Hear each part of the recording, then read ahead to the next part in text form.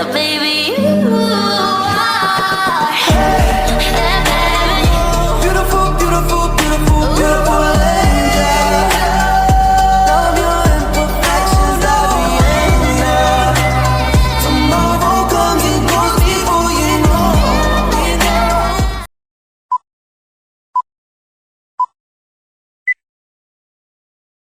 And I'm haters talk, but there's nothing you can tell them. Just made a million, got another million on my schedule. No love for 'em, nigga breaking hearts. No keys, push to start. Yeah, you know what it is.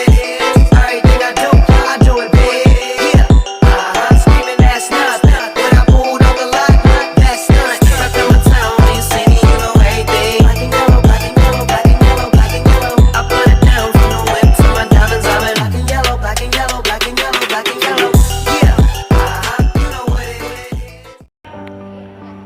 Assalamualaikum warahmatullahi wabarakatuh. Baik, kami di sini dari kelompok 6. Kami di sini ingin mempresentasikan hasil diskusi kami dengan materi yaitu mapping modern. Sebelumnya, kami ingin memperkenalkan diri. Saya Windy Damayanti. Saya Saya Windy Damayanti. Baik, di sini saya akan menjelaskan apa itu kriptografi modern. Nah, kriptografi modern itu yaitu cabang ilmu komputer dan matematika yang berkaitan dengan metode untuk mengamankan komunikasi dan data dalam digital. Kriptografi modern menggunakan algoritma dan protokol matematika yang kompleks untuk menginskripsi dan mendeskripsi informasi sehingga pihak yang memiliki kunci yang tepat dapat mengakses informasi tersebut. Nah, ada beberapa bagian konsep utama dalam kriptografi modern. Yang pertama yaitu enskripsi simetris. Apa sih enskripsi simetris itu? Yaitu menggunakan kunci yang sama untuk enskripsi dan deskripsi. Contoh algoritmanya yaitu AES atau Advanced Encryption Standard. Yang kedua, ada enskripsi asimetrik, yaitu menggunakan kunci publik dan privat. Contoh algoritmanya yaitu RSA atau Reverse Semi Agreement dan ACT atau Acidic Nucleic Composition. Nah, selanjutnya ada nomor 3 yaitu hash function, yaitu algoritma yang mengambil input data dan mengambil string lengkap yang unik. Biasanya ini digunakan untuk verifikasi integritas data. Contoh algoritmanya yaitu SHA 256 atau Secure Hash Algorithm. Nah, ada yang keempat yaitu digital signature. Menggunakan enskripsi asimetris untuk memberikan autentikasi dan integritas dokumen digital. Penandatanganan dilakukan dengan kunci privat dan verifikasi dengan kunci publik. Yang terakhir ada DXC. Protokol berbagi kunci enkripsi secara aman antara dua pihak. Contohnya apa? Protokol simetri adalah metode kriptografi yang menggunakan sepasang kunci, yaitu kunci publik dan kunci privat. Untuk enskripsi dan dekripsi, kunci privat digunakan untuk enskripsi pesan, sementara kunci privat digunakan untuk deskripsi. Keunikan algoritma ini adalah bahwa meskipun seseorang dapat dengan mudah memperoleh kunci publik, sangat sulit untuk menentukan kunci privat yang sesuai. Algoritma asimetri paling umum adalah RSA, DSA, dan ECC. Nah, sini saya akan menjelaskan lagi tentang apa itu algoritma hibrida. Algoritma hibrida menggabungkan keuntungan dari algoritma simetri dan asimetri dalam kriptografi. Biasanya, algoritma hibrida memanfaatkan kecepatan enskripsi dan dekripsi yang tinggi dari algoritma simetris. Sementara juga menggunakan keamanan yang kuat dari algoritma asimetris untuk pertukaran kunci. Contohnya, dalam protokol HTTPS, data dienkripsi dengan algoritma simetris seperti AES dan kunci enskripsi untuk AES tersebut dienkripsi dengan menggunakan algoritma asimetris seperti RSA. Hal ini menggabungkan kecepatan dari AES dengan keamanan dari RSA. Nah, di sini juga dijelaskan proses algoritma kriptografi. Algoritma kriptografi ini ada empat proses. Yang pertama itu ada enkripsi. Enkripsi ini melibatkan mengubah pesan asli menjadi format yang tidak dapat dibaca tanpa kunci enkripsi. Dalam enkripsi simetris, pesan enkripsi dan dekripsi menggunakan kunci yang sama. Dalam enkripsi asimetris, pesan enkripsi dengan kunci privat dan hanya bisa dideskripsikan oleh kunci privat yang sesuai. Proses yang kedua itu ada deskripsi. Deskripsi ini berproses dengan kebaikan dari enkripsi. Pesan yang telah dienkripsi dikembalikan ke bentuk aslinya dengan menggunakan kunci deskripsi yang sesuai. Proses yang ketiga, tukaran kunci.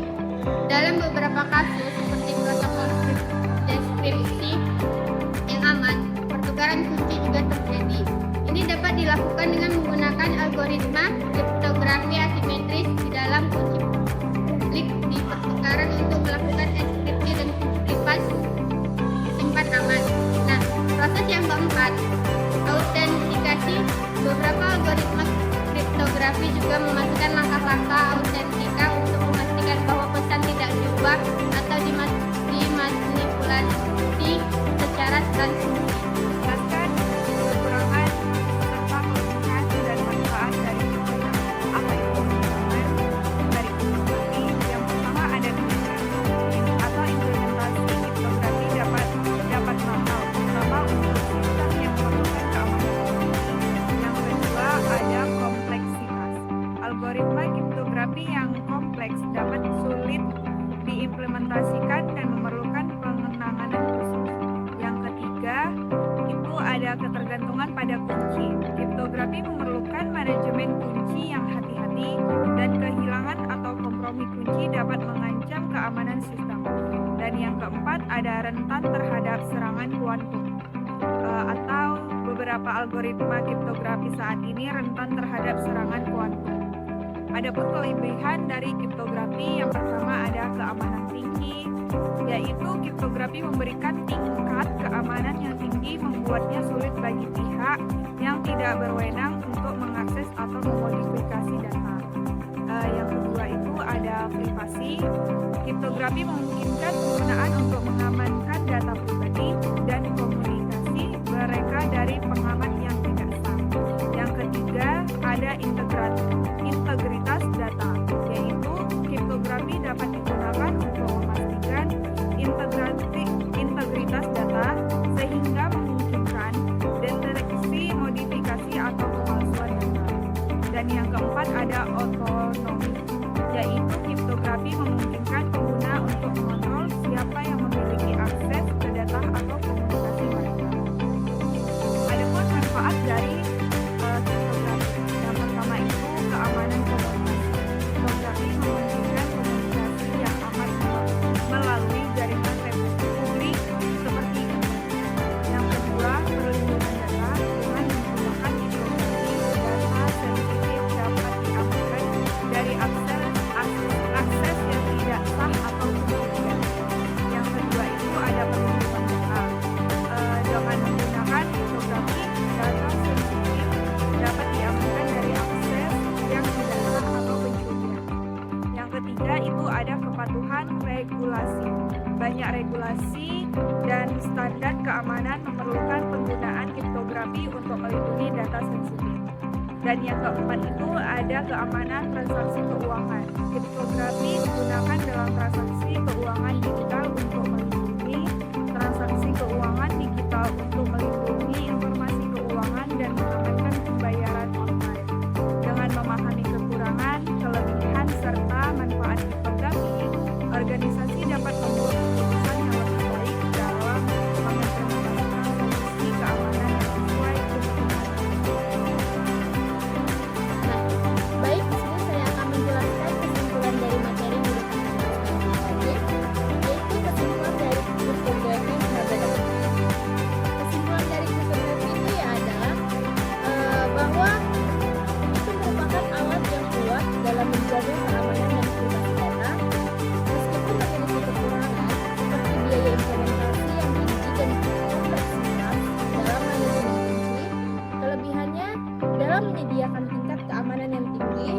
melindungi privasi, dan memastikan integritas data membuatnya menjadi aspek penting dari banyak sistem dan aplikasi modern ini.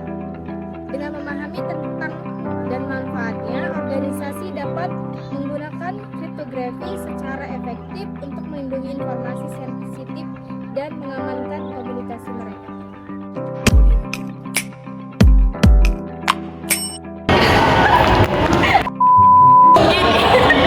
Kayak setan. Nampak. Dapat maha. Apa sih? Alasan.